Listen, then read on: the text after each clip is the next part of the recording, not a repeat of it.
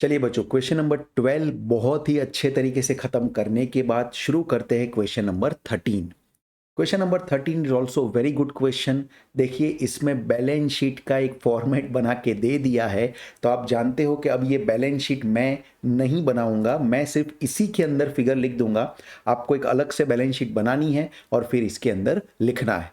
तो चलिए क्वेश्चन को रीड आउट करता हूं। काफ़ी सारी इंफॉर्मेशन है, बट लगता है कि अगर इतने सारे सवाल गिने हैं तो ये भी आराम से हो ही जाएगा बच्चों। देखते हैं क्वेश्चन में क्या लिखा है। Vishnu Limited has furnished the following ratios and information relating to year ended 31st March 2021. Sales का फिगर 60 लाख है, चलो पहले ही आ गया। Return on net worth 25%, rate of income tax 50%, share capital to reserve 7:3, current ratio 2, net profit to sales 6.25%, inventory turnover based on cost of goods sold ही होता है 12 times, cost of goods sold 18 lakhs, interest on debenture 60,000, receivables 2 lakh, payables 2 lakh. You are required to calculate the operating expense for the year ended 31st March 2021.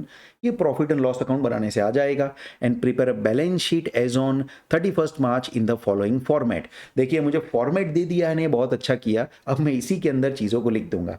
एक बात बताऊं बच्चों, मुझे लगता है कि सीधा अगर मैं यहाँ पे पीएनएल अकाउंट पहले डिजाइन कर दूं ना, तो उसी का व्यू मुझे इस क्वेश्चन में बहुत कुछ देके जाएगा। तो ये मेरा प्रॉफिट एंड लॉस अकाउंट बन गया। This is the debit side of profit and loss account and credit side of profit and loss account. एक बात बताऊं बच्चों, जैसे ही मेरी नज़र इसके ऊपर गई 60,000 इंटरेस्ट के ऊपर, मेरा मन अंदर से करने लगा कि सीधा डिबेंचर का फिगर क्यों ना लिख दे। डिबेंचर यहाँ पे 15% डिबेंचर लिखे हुए हैं और 60,000 का उसका फिगर है। तो 60,000 डिवाइड बाई 15% करूंगा तो 4 लाख के डिबेंचर आ जाएंगे ना। देखिए, पहली वर्किंग यहीं पे कर देता हूं मैं सीधा। मैं आपको डिबेंचर कैसे लाया वो बता देता हूं। कई बार देखने से ही काफ़ी सारी बातें सॉल्व हो जाती। तो डिबेंचर में ऊपर हमें लिखना पड़ेगा इंटरेस्ट, राइट, और नीचे हमें लिखना पड़ेगा इंटरेस्ट रेट। नीचे हमें लिखना पड़ेगा इंटरेस्ट रेट। इंटू 100 कर सकते हैं या रेट को भी हम प्रॉपरली एडजस्ट करके लिख सकते हैं।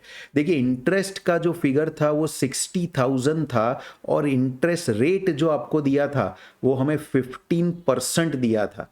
अब इसको अगर आप सॉल्व करते हो तो नेचुरली आपका डिबेंचर का फिगर तो पहले ही आ जाता है 4 लैक्स। तो ये है ना, अकाउंट की तरह सोचना है हमें, सिंपल है, like it's like in hidden information. तो बोलो बच्चों, मुझे डिबेंचर का जो अमाउंट लिखना चाहिए वो तो मुझे मिल गया ना। I should put it as 4 lakh here. I am sure you all are with me. और साथ में भूलिएगा नहीं, इसी डिबेंचर के इंटरेस्ट का फिगर ये trading and profit and loss account के अंदर भी तो लिख देना चाहिए ना। तो मैं डिबेंचर इंटरेस्ट करके इसका फिगर भी लिख देता हूं, जो कि फिगर आएगा 60,000। क्योंकि मुझे ये फॉर्मेट भी चाहिए। ये भी एक तरह की वर्किंग ही मेरी हो गई, क्योंकि इसी से मुझे ऑपरेटिंग एक्सपेंस का बैलेंसिंग गैप मिलने वाला है। क्योंकि यहां पे देखिए ना बच्चों, ऑपरेटिंग एक्सपेंस को भी तो फाइंड आउट करने के लिए बोला गया था। तो ऑपरेटिंग एक्सपेंस का भी तो बैलेंसिंग गैप इसी तरीके से मुझे मिलेगा। I hope you are with me. आगे बढ़ेंगे, देखते वर्किंग में और क्या करना है। पहले मुझे सेल्स 60 लाख दिया है। ये तो जो चीज़ें रेडी होती है मैं उठा ही लेता हूं। तो सेल्स का फिगर यहां पे लिखता हूं 60 लैक्स। अब देखते हैं कहां से क्या जुड़ता है। रिटर्न ऑन नेट वर्थ 25% है। नेट वर्थ यानी कि शेयर कैपिटल प्लस रिजर्व होगा। हमारे पास और कोई चीज़ें तो नहीं है, लेकिन हमारे पास ये रिसीवेबल एंड पेएबल है। ये क्या हमें कॉपी एंड पेस्ट करने के लिए दिया है क्वेश्चन में? यस, देखिए क्वेश्चन में ये दो चीजें भी तो उठा के सिर्फ लिखनी है ना। तो देखिए, पेएबल में, वाह, ऐसे सवाल आने चाहिए एग्जाम में। 2 लैक्स का पेएबल आ गया। और इसको रेड कलर से लिखेंगे तो थोड़ा प्रॉपर लगेगा, दिखेगा आपको बराबर। पेएबल्स का फिगर जो आ गया वो 2 लैक्स का फिगर आ गया, राइट। और रिसीवेबल का जो फिगर आ गया वो फिगर भी कितना आ गया बच्चों? 2 लैक्स का फिगर आ गया। सो रिसीवेबल एंड पेएबल दोनों ही 2 लैक्स का फिगर हमारा आ जाता है। अब देखते हैं इसमें आगे क्या है। रिजर्व एंड सरप्लस तो मिलेगा नहीं जब तक बाकी सब चीजें ना मिले। तो हमें किसका इस्तेमाल करना पड़ेगा? मुझे लगता है कि नेट प्रॉफिट टू सेल्स, ये जो दिया है ना यहाँ पे, इसका इस्तेमाल करके काम हो सकता है, दूसरा ये करंट रेशियो का इस्तेमाल करके काम हो सकता है, राइट। और ठीक है, चलो पहले एक काम करते हैं, ये जो हमें इन्वेंटरी टर्नओवर दिया उससे भी काम हो सकता है। कितनी सारी चीजें देखो हमें मिल रही है। एक काम करते हैं, पहले इन्वेंटरी टर्नओवर का इस्तेमाल करते हैं। ऐसे क्वेश्चन में है ना, सोच समझ के सही तरीके से शुरू करना चाहिए। भले 1-2 मिनट सोचने में लगे वो लगाओ, लेकिन फिर आपको सही तरीके से शुरुआत करनी है जिससे क्वेश्चन में कंफ्यूजन क्रिएट ना हो। देखो मैं इन्वेंटरी टर्नओवर रेशियो का फॉर्मूला लगाता हूं, जो कि cost of goods sold divided by, यहां पे एवरेज नहीं, मुझे क्लोजिंग स्टॉक ही लेना पड़ेगा, तो स्टॉक ले लेता हूं, इससे मुझे स्टॉक मिल जाएगा। देखो inventory turnover ratio based on cost of goods sold 12 times दिया था, कॉस्ट ऑफ गुड्स सोल्ड का फिगर भी आपको दे दिया है, वो 18 लैक्स का फिगर था। तो अब आपको एकदम आराम से स्टॉक का फिगर मिलेगा ना बच्चों। तो मैं यहां लिख देता हूं कि मेरा जो स्टॉक का फिगर आएगा वो आ जाएगा 18 लाख डिवाइडेड बाई 12, यानी कि 1,50,000 का फिगर आ जाएगा। स्टॉक का जो फिगर आएगा बच्चों वो 1,50,000 का फिगर आ जाएगा। आई एम श्योर आप बात समझ रहे हैं। तो मुझे यहां पे स्टॉक लिखना पड़ेगा 1,50,000। अब ये 1,50,000 आ गया, मेरे पास करंट रेशियो है तो मैं करंट एसेट को भी लेके आऊंगा। आप समझ रहे होंगे बच्चे मैं क्या करने वाला हूं। मैं अब यहां पे एक और लगा देता हूं वर्किंग नोट नंबर 3, जो कि करंट रेशियो की वर्किंग होगी। Current ratio is equal to current asset upon current liability. देखिए करंट रेशियो मुझे यहाँ पे दिया है 2 का, तो मैं लिखूंगा 2 is equal to, I don't know what is total current asset but I know what is current liability. सिर्फ ये पेएबल ही तो आएंगे बच्चों करंट लायबिलिटी में, 2 लैक्स।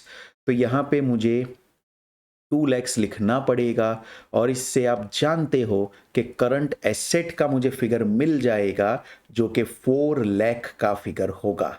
करंट एसेट का फिगर मुझे मिल जाएगा जो कि 4 लाख का फिगर होगा। अब ये अगर 4 लाख का फिगर मुझे मिल चुका है, इन सब का टोटल अगर 4 लाख होता है तो मुझे क्या करना है, 4 लैक्स में से 1,50,000 एंड 2 लैक्स को माइनस करना है। सो मेरा कैश का बैलेंसिंग गैप 50,000 आएगा कि नहीं। जो चीजें मिलती जा रही है फटाफट लिखता जा रहा हूं, और कुछ नहीं है बच्चों। इतना तो हो गया। अब हमारे पास और क्या होगा ये हमें सोचना पड़ेगा कि और क्या है। इतना हो गया, अब मुझे लगता है कि अब हिंट जो होगी, देखो करंट रेशियो का यूज कर लिया हमने, इसका इस्तेमाल कर लिया, इसका भी इस्तेमाल कर लिया। नेट प्रॉफिट टू सेल्स है ना, इसका इस्तेमाल करते हैं।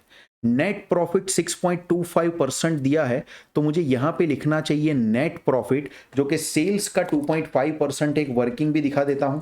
वर्किंग क्या दिखाना बहुत जरूरी होता है एग्जाम में, आप जानते हो कैलसी पे भी ये कर सकते हो। Net profit is equal to आप कर सकते हो sales into net profit ratio.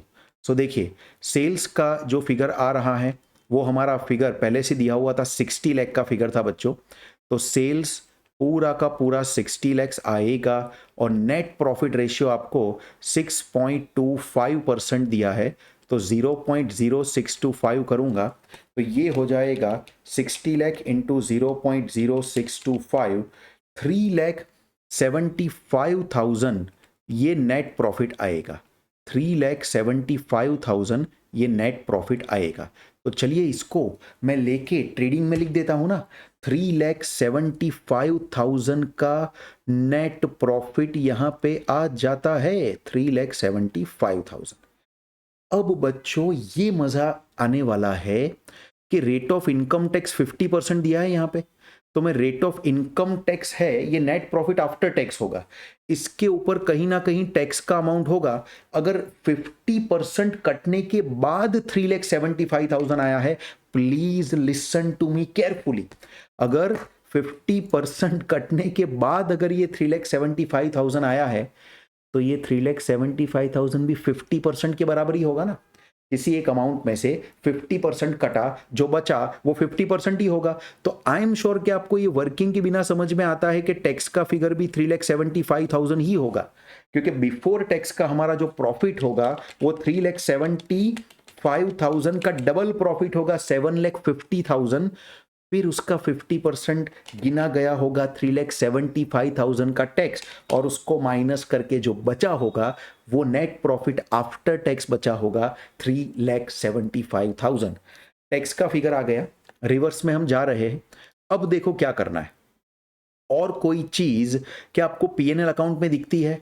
और कोई चीज प्रॉफिट एंड लॉस में तो मुझे दिखती नहीं है, और कोई चीज प्रॉफिट एंड लॉस में तो मुझे दिखती नहीं है। तो मुझे लगता है इन सबको ऐड करके हमको ग्रॉस प्रॉफिट का फिगर मिल जाना चाहिए।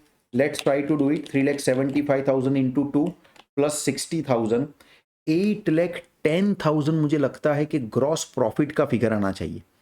एक बार इसको ऐसे करते हैं, नहीं एक मिनट, हमें ऑपरेटिंग एक्सपेंस भी तो चाहिए बच्चों। तो वो बैलेंसिंग गैप जो आने वाला है ऑपरेटिंग एक्सपेंस का, वो तो पीएनएल के अंदर ही आएगा। यही तो मेन हमें फाइंड आउट करना है। तो उसको लिख रखता हूं, सोचता हूं आगे क्या हो सकता है। मेरे पास सेल्स था, अच्छा मेरे पास कॉस्ट ऑफ गुड्स सोल्ड भी तो दिया था ना, क्या इतना सोच रहे हैं हम लोग? तो सीधा कॉस्ट ऑफ गुड्स सोल्ड का फिगर यहां डाल दो। तो 18 लाख रुपीस का तो कॉस्ट ऑफ गुड्स सोल्ड दिया था, और sales minus cost of goods sold करने से ही तो जीपी आता है बच्चों। तो चलो 60 लाख माइनस 18 लाख करने से 42 लाख का जीपी का फिगर आ जाएगा। सब कुछ अच्छी तरह टैली हो रहा है, और उसी जीपी को मैं यहां पे लिख दूंगा 42 लैक्स। उसी जीपी को मैं यहाँ पे लिख दूंगा 42 लैक्स, और 42 लैक्स में से 60,000 माइनस करूंगा, 3,75,000 माइनस करूंगा, अगेन 3,75,000 माइनस करूंगा। जो बैलेंसिंग गैप आ रहा है बच्चों वो है 33,90,000। देखिए ये हमारा ऑपरेटिंग एक्सपेंस आ गया। जो इन्होंने गिनने के लिए पूछा था वो हमारा ऑपरेटिंग एक्सपेंस एक बैलेंसिंग गैप की तरह आएगा, ये पक्की बात है। अब आप देखेंगे ना तो बुक में काफ़ी बार इसके स्टेटमेंट्स बनाए होते हैं, टेबल फॉर्मेट के अंदर बना सकते हैं। लेकिन मुझे है ना जहाँ तक अकाउंट बन के काम हो जाता है ना, काम करने का ज़्यादा मज़ा आता है, क्योंकि हम सबको अकाउंट बनाने की बहुत सारी प्रैक्टिस है, राइट। सो देखिए ऑपरेटिंग एक्सपेंस भी आ गया, अभी भी बैलेंस शीट टैली करना बाकी है, तो वो 2 मिनट में हो जाएगी। मुझे लगता है कि मुझे सीधा इसका इस्तेमाल करना पड़ेगा, रिटर्न ऑन नेट वर्थ 25%। अब देखिए रिटर्न ऑन नेट वर्थ का फॉर्मूला हमें लगाना पड़ेगा एक वर्किंग, और यहाँ पे है हमारे पास, वैसे इसमें कम वर्किंग है, सिर्फ 5 ही वर्किंग में काम हो गया। Return on net worth, right, return on net worth, बोलो क्या होगा इसका फॉर्मूला? इसका फॉर्मूला होगा profit after tax, final profit divided by, हमें करना पड़ेगा नेट वर्थ। और आप जानते हो कि इस सवाल के अंदर नेट वर्थ मतलब share capital plus reserve and surplus होगा। देखिए रिटर्न ऑन नेट वर्थ आपको 25% दिया है तो 0.25 लिखता हूं। प्रॉफिट आफ्टर टैक्स का फिगर आ गया था 3,75,000, तो यहां पे लिखूंगा 3,75,000, राइट, और डिवाइडेड बाय नेट वर्थ तो हमको मालूम नहीं है, तो नेट वर्थ का फिगर हमें मिल जाएगा, राइट। सो नेट वर्थ का जो फिगर आएगा वो होगा 3,75,000 डिवाइडेड बाय 25%, 15 लाख का फिगर आ रहा है नेट वर्थ का। अब ये नेट वर्थ अपने आप में आप जानते हो है क्या? Share capital plus reserve and surplus, right. ये है share capital plus reserve and surplus. तो मैं बैलेंस शीट में जाके इसी को बांट दूं, अगर ये रहा देखो 7:3 का रेशियो, तो मुझे लगता है कि 15 लाख डिवाइडेड बाई 10 इंटू 7 करने से शेयर कैपिटल आ जाएगा 10,50,000। तो यहाँ पे पहला शेयर कैपिटल होगा 10,50,000। अब 7:3 में बांटने की वर्किंग दिखाने की कोई ज़रूरत नहीं है, और अगर मैं 10,50,000 15 लाख में से उड़ा दूंगा तो 4,50,000 का रिजर्व एंड सरप्लस आ जाएगा। अब इससे मुझे बैलेंस शीट का टोटल मिलेगा 10,50,000, 4,50,000, 4 लाख प्लस 2 लाख, ये बच्चों फिगर आता है 21 lakh. So the total of the balance sheet is 21 lakh. The same will be put over here 21 lakh. I hope you are getting it. Same 21 lakh आएगा, और उसी 21 लाख में से मैं माइनस करूंगा 50,000, 2 लाख एंड 1,50,000। मुझे यहाँ पे जो बैलेंसिंग गैप मिलता है वो 17 लाख का मिलता है। ये बच्चों मेरा एक बैलेंसिंग गैप है। इसका बैलेंसिंग गैप ही आएगा 17 लाख का, जो कि मेरा फिक्स एसेट का फिगर होगा। खत्म हो गया सवाल। खाली एक बार इसको टैली करने के लिए टोटल लिख देते हैं प्रॉफिट एंड लॉस अकाउंट का। इस तरफ 42 लैक्स का टोटल और इस तरफ भी अगर आप देखें तो 42 लैक्स का टोटल आ जाएगा। मेरे बच्चों, आई एम श्योर आपको सवाल समझ आया होगा, आपने एंजॉय किया होगा, आपको स्टेप बाय स्टेप पता चला होगा कि सवाल कैसे होता है। अब जब खुद आप ये क्वेश्चन करने बैठे, वीडियो को पॉज करके खुद जब आप ये क्वेश्चन करने बैठे, तो बच्चों आपको इस बात की चिंता नहीं करनी कि मेरी वर्किंग सर की तरह चल रही है कि नहीं। You can do the working on your own. कहाँ से शुरुआत करनी है वो मिल गया ना। फिर बीच में हो सकता है कि इन्वेंटरी टर्नओवर रेशियो जो मैंने यहाँ पे सेकंड गिना, उसकी जगह पे आपने डायरी के नेट प्रॉफिट की काउंटिंग पहले कर दी होती और ये करंट रेशियो वाली काउंटिंग आपने बाद में की होती। हो सकता है आप चाहे वैसे ये सवाल कर सकते हो। इवन मैं खुद अगर दोबारा ये सवाल गिनूं तो मेरा फ्लो किस तरह का रहेगा, इसको मैं रट नहीं सकता। सीए जैसा कोर्स अगर हम कर रहे हो या हम एमबीए आईसीडब्ल्यू जैसा कोर्स कर रहे हो, उसमें भी अगर हमें चीज़ों को रट के करना पड़े, सुनिए मेरी बात, उसमें भी अगर हमें चीज़ों को रट के करना पड़े तो मेरे हिसाब से ये किसी भी तरह सही नहीं होगा, राइट। हमें एक फ्लो पकड़ना है, हमें कंसेप्चुअली क्लियर रहना है, हमारे फॉर्मूला पक्के होने चाहिए, कोई गलती ना होने पाए और हम उसके हिसाब से आगे अगर बढ़ते जाए तो मुझे लगता है कि कोई भी तकलीफ के बिना हमारा काम एकदम आराम से हो सकता है बच्चों। तो ये था आपका क्वेश्चन नंबर 13। आई होप आपने क्वेश्चन को अच्छी तरह एंजॉय किया होगा बच्चों।